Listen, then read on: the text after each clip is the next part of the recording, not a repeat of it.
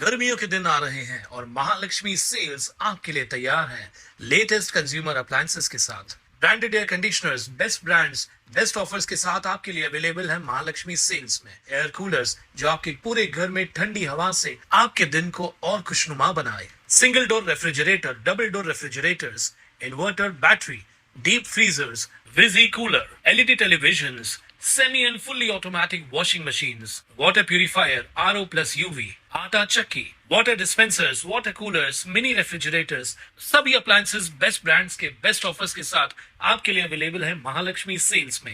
उल्हासनगरमध्ये चक्क पिण्याच्या पाण्याच्या नळामधून कोंबड्यांचे पंख निघाल्यानं मोठी खळबळ उडाली आहे। कॅम्प नंबर 2च्या खेमाणी रमाबाई आंबेडकर नगरात ही घटना घडली आहे।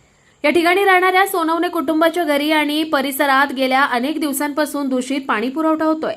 आज तर त्यांच्या घरामध्ये असलेल्या पिण्याच्या पाण्याच्या नळांमधून कोंबड्यांचे पंख निघाले। याआधी देखील असे प्रकार घडले होते, मात्र त्यांनी याकडे दुर्लक्ष केलं। मात्र आज पुन्हा एकदा नळामधून कोंबड्यांचे पंख निघाल्यानं त्यांनी पुरावा म्हणून मोबाईलमध्ये याचं चित्रीकरण केलंय। शिवाय गेल्या काही दिवसांपासून पिण्याच्या पाण्याला मोठ्या प्रमाणात दुर्गंधी येते, त्यामुळे आरोग्याच्या समस्या निर्माण झाल्यात। महापालिका प्रशासनाने याकडे लक्ष देऊन शुद्ध पाणी पुरवठा करावा अशी मागणी स्थानिकांनी केली आहे। तर पाणी पुरवठा विभागाला तात्काळ लक्ष देण्याचे आदेश महापौरांनी दिले। पाण्यामधून आमच्या पंख निघाला आहे, पक्षीचा आहे तो।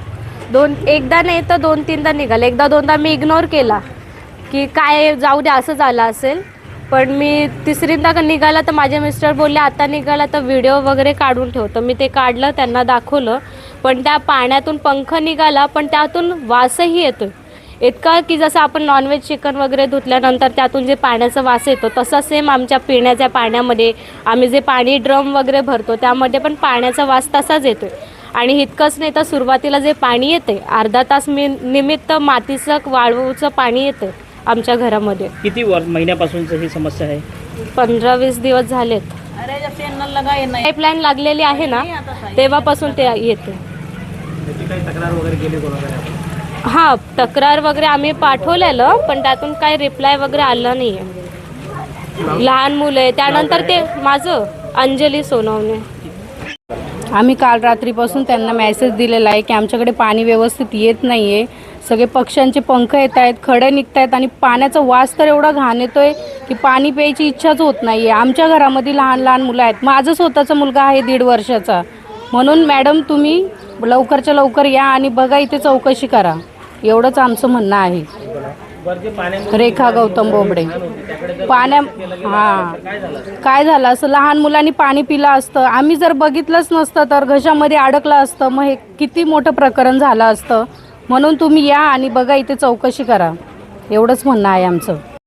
Bureau report, Swanand media, Ulhasnagar.